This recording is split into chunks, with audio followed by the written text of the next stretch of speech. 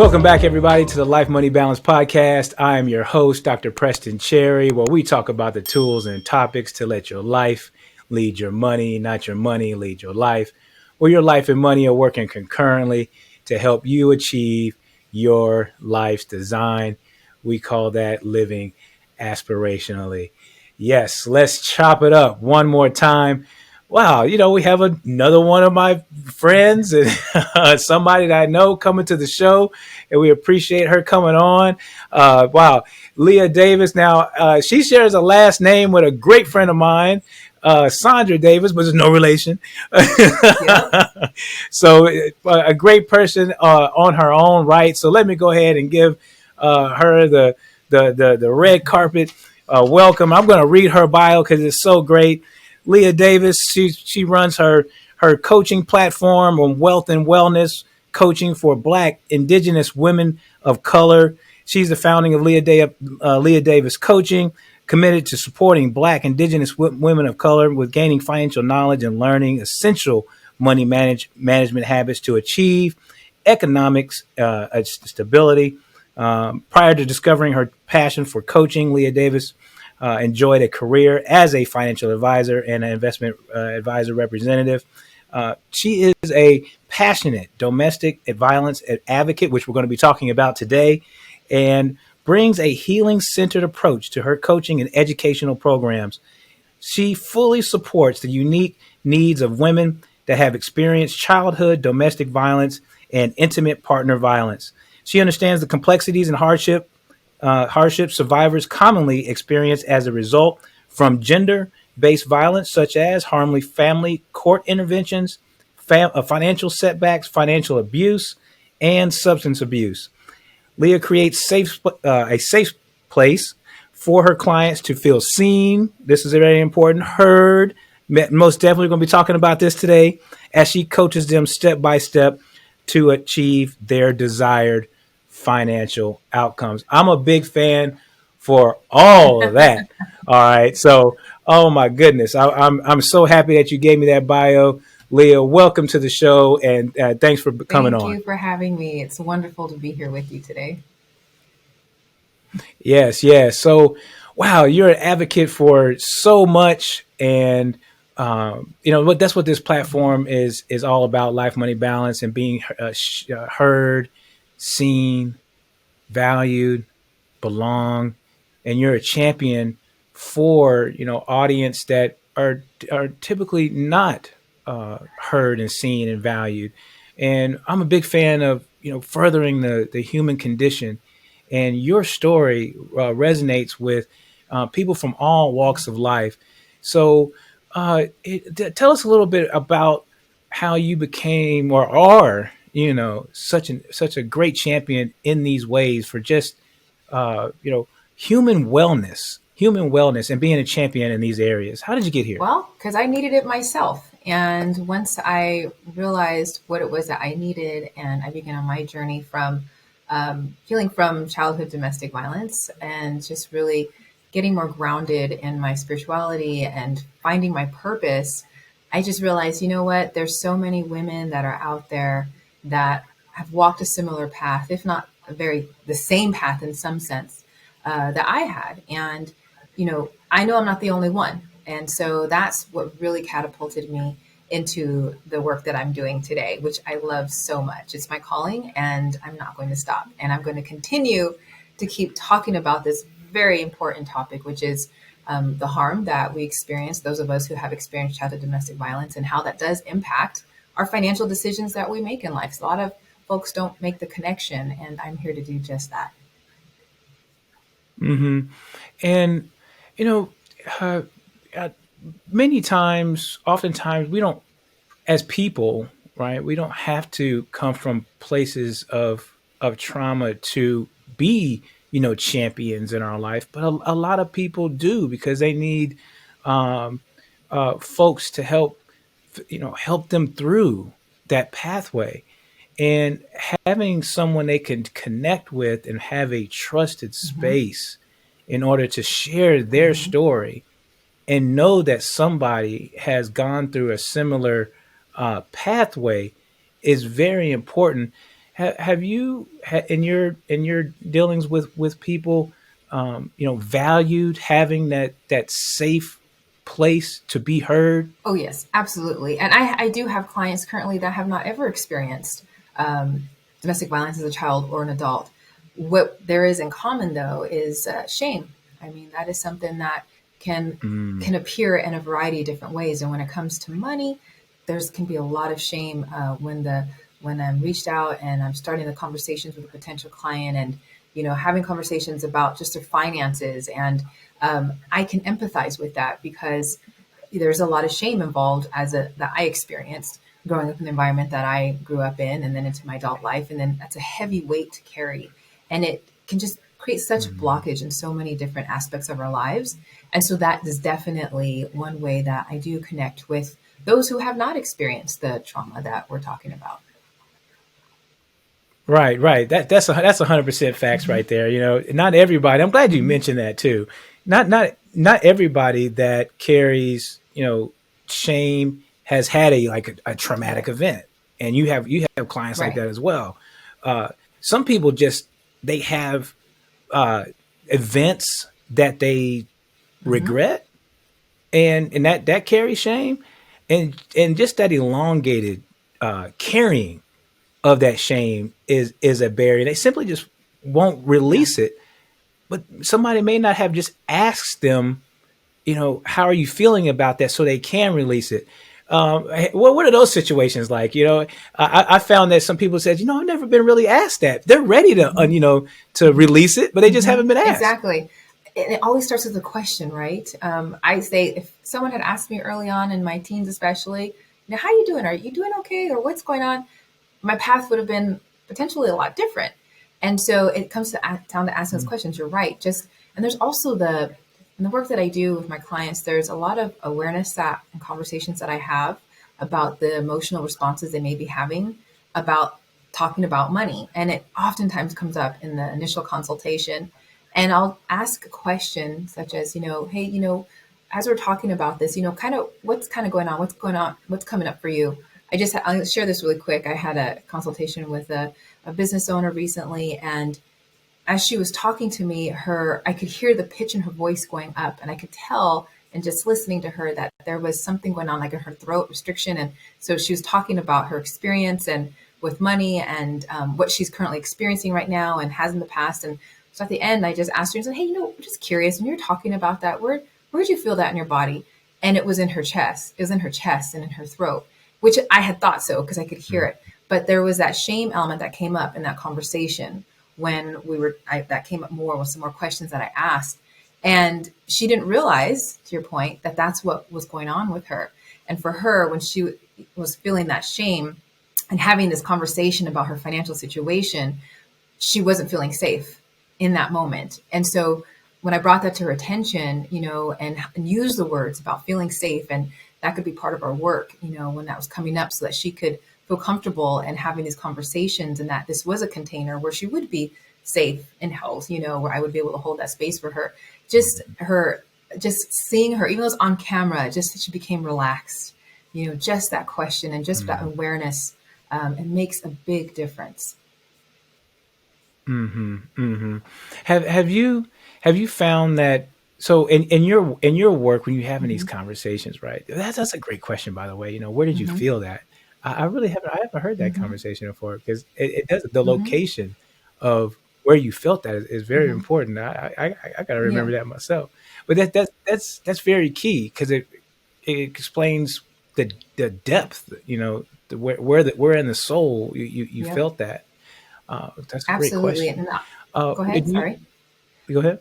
No, no, I was going no, to say please. too, and it's not just a question like where do you feel it. Often I'll offer some descriptions because so many times the individual that I'm speaking with, because don't have an awareness, they may not even quite know how to describe it. So I'll give some, Hmm. words like, is it a tingling on your skin? Is it a deep, dark pit in your stomach? Or is it pressure on your chest? Or is it, and they will pause and then they're able to verbalize it. And I will say, everybody experiences it differently. We're all not made the same, but it's coming up. And that's your clue right there, that awareness right there. That's your signal. And so that's something that we constantly work on throughout my coaching with the clients. But that is a question, that I hear when I ask that question, so many individuals say, I've never been asked that question before. And I think that's so important. Yeah. Do you find, Leah, that people, they feel, it's almost like you know this answer already, but I'm gonna ask you anyway because you just explained Yes. feeling it in depth. You know, do you? We hear the word Hmm. authenticity, Hmm. vulnerability. On both sides of the table, both from coaches and Hmm. planners, and that's on one side of the table, right? And you have vulnerability and authenticity coming from the people that we serve. Uh, do people really feel authentic, vulnerability, that organic, those organic moments, rather than feeling interviewed, right? It does it mean something to feel authentically and organically connected with, that makes people want to come out of their shells? Do they feel that? Yeah, they do feel that, because it's in the moment, right? It's and it that's the part of it Hmm. too. There's a part that is also, and not just authentic, is that intuitive hits, right? Like our our Mm. body, our spirit, our soul is there speaking to us. And I think, like, to your point, when we're being interviewed and someone has to put on whoever, whatever role they're going to be in, because we do, what's the phrase I want to say, code switching. We code switch, Mm-mm. depending on the Yeah, right. situation, person we're talking to. And so, especially when it comes to talking about money, and individuals are meeting with me, quite often, there is something that's kind of a bit of a barrier. But then when I ask that question, there is Mm. that authentic moment that comes up. Now, if I'm not a good fit because someone is not ready to really kind of sit with that and it's too much, that's okay too. And at the same time, I also make it really clear, like, I'm not a therapist, you know, Right. there's Real talk. there's no Real therapy talk. going on Real here. talk. I'm not digging deep into a lot of family dynamics and stuff like that. It's just the awareness of the body, and that plays into so much, Mm. even, when they're out and about in the day and they're, just at work, or just all these different situations. It doesn't even have to relate to money, but just having that, all Mm. those authentic moments, like you talked about, that authentic vulnerability, and capturing it, it's so meaningful and very powerful. Hmm. But discovery, I like what you meant. You mentioned therapy, though. You mentioned a couple of things, man. You're hitting on a whole bunch of stuff. Right? See, that's why we like to chop it up on the Yeah. show, right? We keep it real because you mentioned Yeah. code switching, right? And with the right environment, uh, and code switching is across Yeah. cultures. That's not beholden to Yeah. one culture. Code switching is just being your authentic self, whomever you are, right? And you're able to bring down that barrier once you are connected with and valued. It's like, okay, I can Yeah. relax a little bit and really express, right? So that's very Yes. important. And then you also said, you're just being these authentic Hmm. moments, and talking about money in Hmm. particular. Um, when people uncover and unpack these you know these moments, okay, how important is it that it informs the money? All right. When do people make that connection, that it says, okay, I'm sharing this with you and this is in fact going to inform the dollars and cents of my Oh money? yeah, I love this question. I'm glad we're having this conversation. So I'm going to share a story of a Oh, yes, client that please. I'm working with right now. And this is exactly what you're talking about. I mean, she was sharing with me that, I'm making this money. I want to save more. And, I want financial freedom. She used the word financial freedom. She was chatting with me about that. And then in the conversation, she said, I don't really care about money. And so she kept talking. And I'm big on listening to what people say, what we say. And so I wrote it down, and I came back, and I was talking with her, and I said, I heard you say that you really truly desire financial freedom. And then I also heard you say that you don't care about money. So I'm a little curious here on the gap here. I said, from the two opposite ends Mm-hmm. of the spectrum, can you share with me a little more about that? Because I think this is a key element to what you're experiencing. Because she said, I want to build up my savings, and she just had a lot of anxiety on money. So she paused, and she didn't realize that she was saying that because she said it so many times. And what came up for her, what she's talking about, is her experience with her mom was a young single mother. And her mom was always stressed out about money and had a lot of anxiety about money. And she remembers that as a young child, the stress and anxiety that her mother had around money. And so she said, that's why I say I don't care about money. She said, because I don't want to be Mm, like my mom, because I don't want my kids to see me like my mom. But I do care about mm, money. And I said, absolutely, you do. mhm, I said, because, and I told her, I mhm, said, you're here to do mhm. great work in the world. She's an artist. She does paintings. She wants to get her art into galleries, and that conversation is about what her purpose is and the joy she wants to bring people when they see her art. And I shared with her, I got it from the book. I can't remember the name of the book. There's a book that I got this from, and it stuck with me. I'll remember in a little bit. Mm, The phrase in the book, it was about money and mindset, and the author had said that when we're making more money, then we're able to do more of the work we're meant to do in the world. Like we have more capacity. And that's yeah, what I told her. more I capacity. said, Yes. the more money you make, and when you have the relationship with money that you desire, you will be able to bring more joy to the world and serve your purpose. And she just, Hmm. that made the biggest difference for her, that connection. And she said, so from that day forward, we worked with some different things to say versus I don't care about money. Right.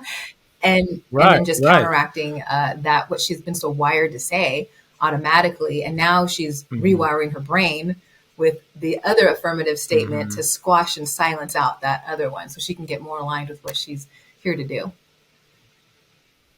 Wow. You see, I'm glad you shared Mm-hmm. that story because, sometimes we get the story that only certain either demographics or though certain Mm-hmm. income levels only need wellness or Mm-hmm. coaching or whatnot. And you just shared that you had someone that had a pretty nice Yep. abundance of money, just had a negative association with money and just needed to be heard and share their story in order to unlock their permission to have the abundance that they Yep. already have. So yeah, share with me about that because I heard a lot of an abundance Mm-hmm. kind of there, right? The Mm-hmm. permission to uh, have abundance, make impact. Does the wealthy or the well-to-do, don't they need wellness too? Oh Coaching yeah, too. across the board, like you said, Yeah, yeah, we at some point, I think we can all benefit from it. I mean, that's why there's nutrition coaches, health and fitness coaches. I mean, there's a variety, business yeah, career coaches. At any point of someone's career, they're going to say, you know what, I should probably work with a career coach. Or, if you're a business and I'm yeah. expanding my business, I'm going to need a bit. It's the same thing when it comes to this very topic. There's no income level or net worth that all of this is valuable, and it's just when some, and it's, of Right. course, it's always valuable even more when someone is ready and they want to be able to have a conversation because they're Hmm. kind of saying like, you know what, things are not, I'm not feeling a certain way that I want to. There's that discontent with money. That's showing up Hmm. in certain ways or different ways, and they want to not have that anymore. And that's what I talk about a lot is that discontent versus saying scarcity, Hmm. because at the end of the day, it's a discontent. It's not, you're not feeling satisfied, so how Mm. can we feel satisfied and Mm. fulfilled? Wow, discontent. Well, man, you dropping some. See, man, Leah, that's again. That's why we're here. Discontent and more gems. First of all, that where are you feeling that in your chest? Where's the Mm-hmm. location? And then also the discontent. I'm learning myself on here. This is great stuff. Uh, we're a little bit about your purpose. There's some things that are important to Mm-hmm. you that fulfill your purpose right now, and how you are helping others get to their aspirations. Because I like sharing with people that we help people get to their aspirations, live aspirationally. And the story you just shared help that person unlock their feelings in order to get to their Mm-hmm. aspirations. And it was something inside of them, their Mm-hmm. story. uh, a little bit. You have a unique story. What's inside of you that allowed you to your story to contribute to living your aspirations right now, that have allowed you to pay it Thank you forward? for that question because my story is the reason why I do what I do today. So I mean, I grew up in the Bay Area, and I grew up with I'm half black and half Mexican. I always bring that to the table because I have both of these cultures in my life, right, is who I am, and play a key role into, just my life experience as a child and adult as well. I was also raised as a Jehovah Witness. And on top of that, my father, unfortunately, he was abusive towards me and my brothers. And now I know that there's some mental health issues that were going on with him that was undiagnosed at that time. And there was also financial abuse happening within our home. My father wouldn't allow my mother to work. There was the constriction and the abuse of a large organization, with the Jehovah Witness culture, which is, secluding us from the society. So I was not encouraged to be athletic in any sports. I was not allowed to be in any sports growing up. I wasn't allowed to hang out with anyone outside of our church. So no relationships with kids at school. Also, if those of you or anyone listening, if you know Jehovah's Witness or remember those kids in class growing up where if there's holiday parties, I had to get up and excuse myself, or I wasn't allowed to salute the flag. I mean, all these things as a young child, when all you want to do is fit in and be like everybody else, And so I always felt different, but I also felt different within the religious organization because I knew at a young age that I didn't want to be a part of it. I just would see things at school or with other people and it just didn't add up to me. I would question things very young, like this doesn't really make sense. And I knew that really wasn't meant for me. So point being, at the age of 16, I was completely ostracized from the organization. So I lost half of my mother's family, half of my father's family, because they were raised as Jehovah's Witness, and some, large families on both ends. Some were Jehovah's Witnesses and some were not. Friends, neighbors, because we lived in a neighborhood where I grew up with Jehovah's Witnesses, and they stopped talking to me. I mean, I would see them on the street and I was completely ignored. So I was at the age of 16, so I went from a very controlling environment with that. My parents divorced. My mother, she got her footing financially. She got a job and saved some money. And then she was able to get a place of her own, and I left with her. But then I just went hog wild. Had a lot of anger. It was just stemmed up from all these years and what I had experienced. And so I cut loose. I was acting out, and my mom wasn't having it. She ended up kicking me out at one point. Lived with friends, and then from there I went back home. And when I went home, I was pregnant. I was a young mother at the age of 18. And from there, though, that was my oldest child. I say is the one that he has brought me that determination. That switch came in with me because I was on a path. I don't know where I would end up today had I not got pregnant with him. And so I started working right away. I started working at a semiconductor company in Silicon Valley, and I started seeing people with money and suitcases and nice cars. And I just was wondering, how do they do that? Because I didn't grow up with that environment. There was no conversations about money, definitely none about even going to college growing up. I mean, just no goals. And I look at that now and I'm just like, wow, no wonder I was just lost. So I just started paying attention, and I became an executive assistant fairly young, working, I was managing an office of like 50 engineers at one point, and I was 20 years old, and I'm throwing these big parties, and people didn't know I couldn't drink, and they're trying to get me to drink. I said, I can't, I'm not 21. And they're going, what, how old are you? But it was an amazing time at that time, but I wasn't managing my money well, and I was earning a really good salary of about 55,000 and 60,000. And I was 22, 23, this early 2000 or so. Now I'm aging myself, but I don't care. Yeah, I just started paying attention, and I ended up watching at one point, Oprah Winfrey had an episode on debt. It was called her debt diet. And so I went and I printed up all the paperwork, put it in a binder because I had accrued some credit card debt at a short period of being unemployed. It was about $4,000. And it was stressing me out because I didn't know anything about it. I just knew I had people calling me, really? And I was ignoring those phone calls. Right. And I didn't know what to do. And you know what? That makes that conversation that you had earlier. I mean, the lack of conversations in the home so much more prevalent at this point, right? Because you had to learn on your own. But yes, you said you was watching the Oprah thing and the debt thing. I was watching Oprah, and I was also reading a Susie Orman book at that time. I don't even know how I got the book. I can't even tell you. But all I know is Susie Orman said, something about life insurance, and I went, I have somebody I know who has life insurance, and a friend's husband worked at a financial firm. So I started having that conversation, and just hearing, I had no idea what he's talking about. I just did what he said, and I can relate so many women that I talk to, where they're like, I don't know what they're talking about. I don't even want to deal with it because it can be so overwhelming.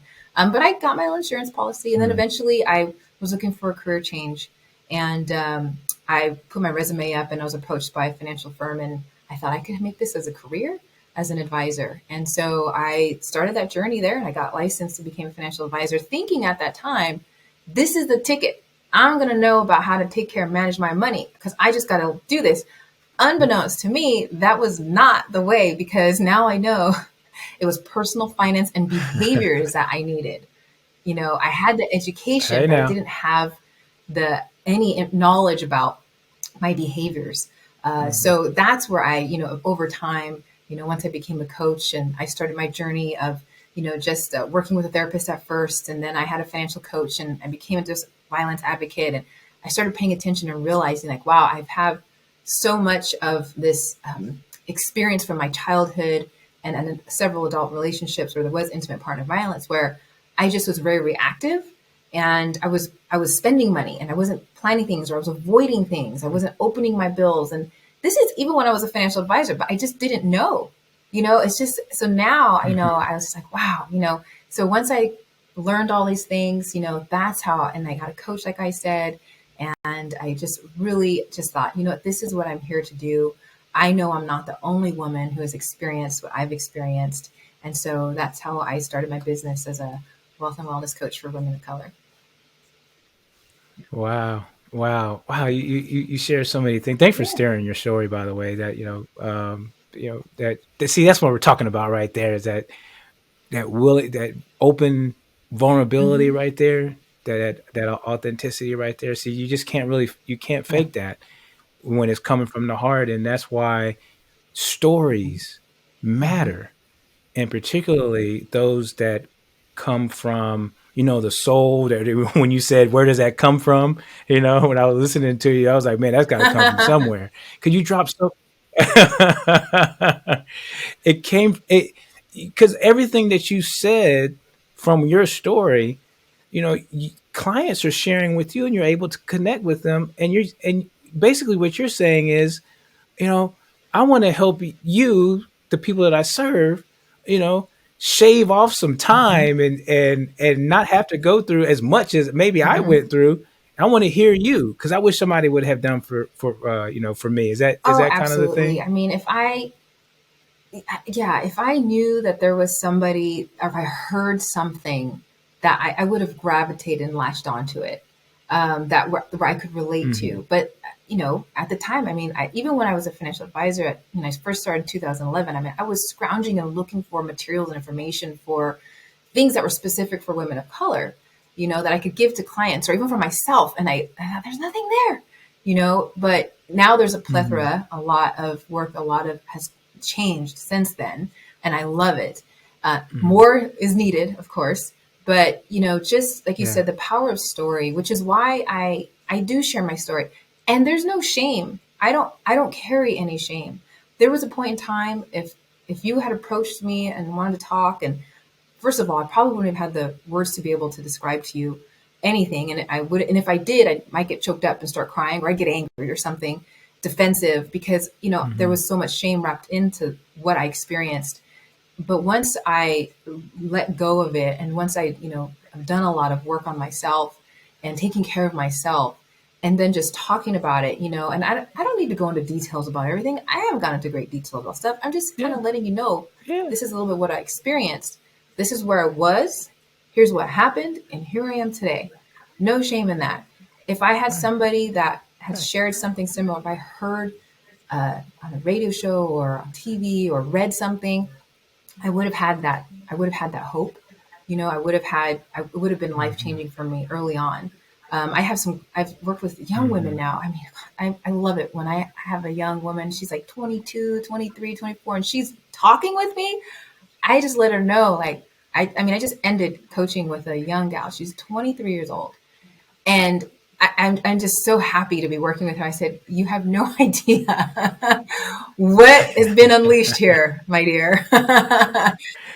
She, Right. Right. That's right. That's right. yeah, And you know what? And she's probably going to pass that on as well. She's going to yeah, feel that same yeah, thing. absolutely. Absolutely. That's amazing. Now you have you have a focus on, or you Yeah. have a passion for, at least, women of Hmm. color, and you also said young folks as well.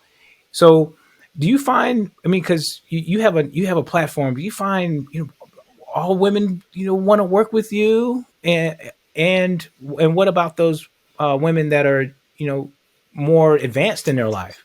And when you You say know, advanced, can you define?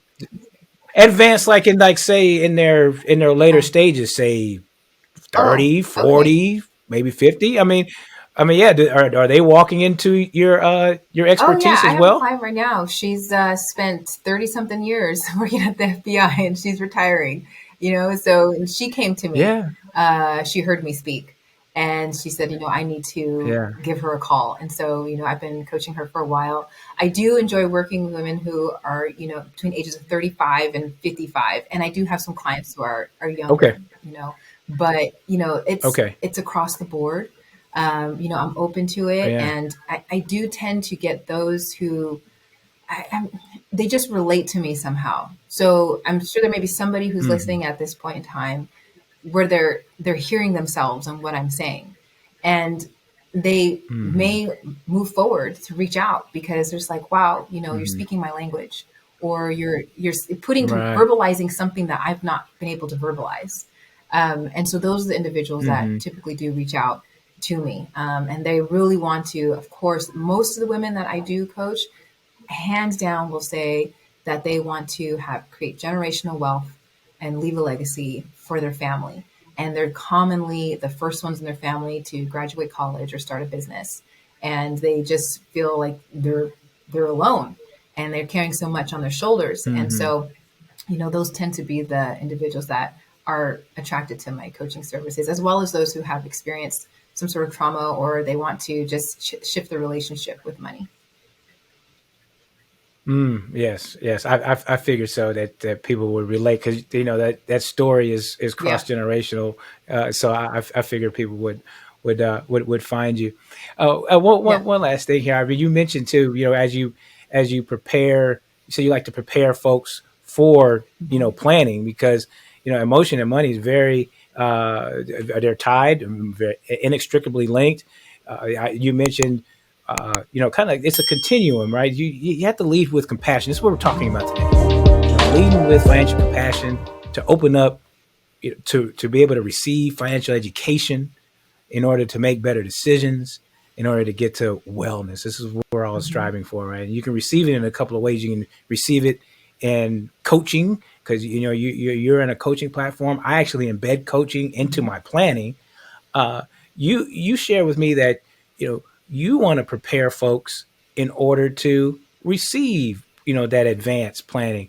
Tell me a little bit more about that, about handing that, that transition Yes, for I folks. just, there's with throughout my coaching and when I first started, I kind of had a feeling that, and just reading different studies, of course, too, that Black and Brown women may hesitate to meet with financial professionals. First of all, the lack of, people of color in the industry, we're small portion, right? And then also just, having again that shame of, I'm not ready yet. Why would they want to work with me? I don't Mm-hmm. have a lot of money. Like what they perceive is, a lot of money, right? Or what would someone be willing to work with them? And so, and also myself, when I realized, there were some conversations I had as a financial advisor, with clients because I wasn't trained as a coach, where I'm wondering, why didn't they come back?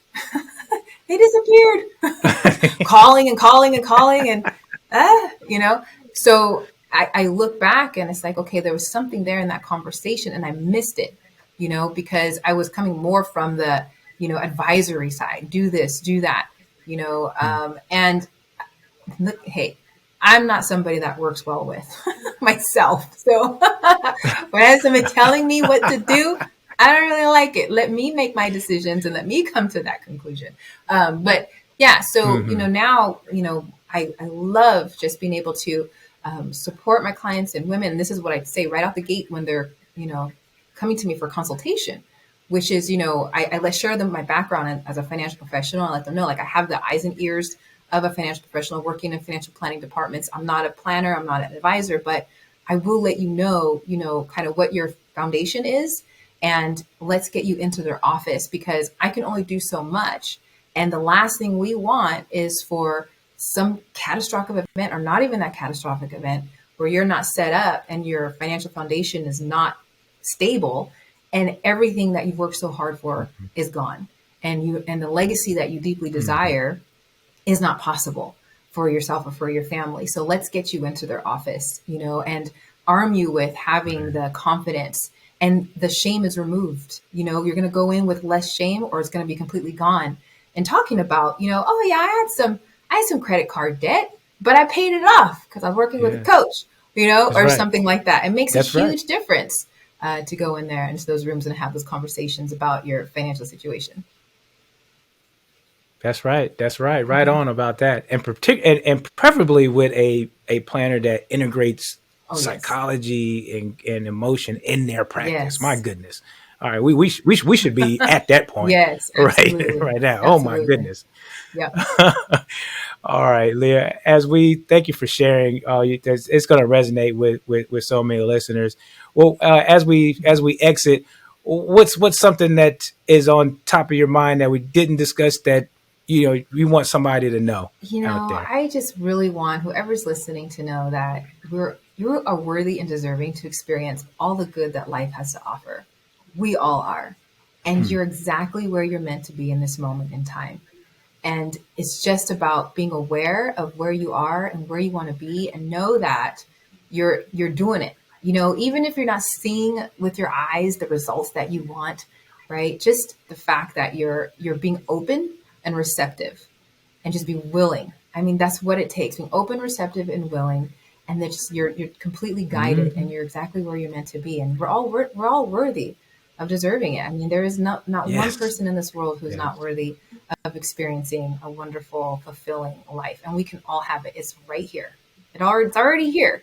It really is. Yeah, it is. It is. Yes. Yes. Live aspirationally, folks. That's what's up. We're gonna end it right there. There's no better way to end it like that. Thank you, Leah. Appreciate that. Where can Thank you, people friend. find you out Yeah, you here in can the find me world? on Instagram. My handle is Leah, Leah Coaching. You can also go to my website, find some information, get some free downloads, sign up for my newsletter at leahcoaching.com. All right. Appreciate you once again. All right, folks. Thank you for being here. Thank you for listening. If you like what you heard, tune in on your favorite platform, like, share, subscribe on YouTube and your favorite listening podcast platform. And until then, we're gonna chop it up next time. Cheers.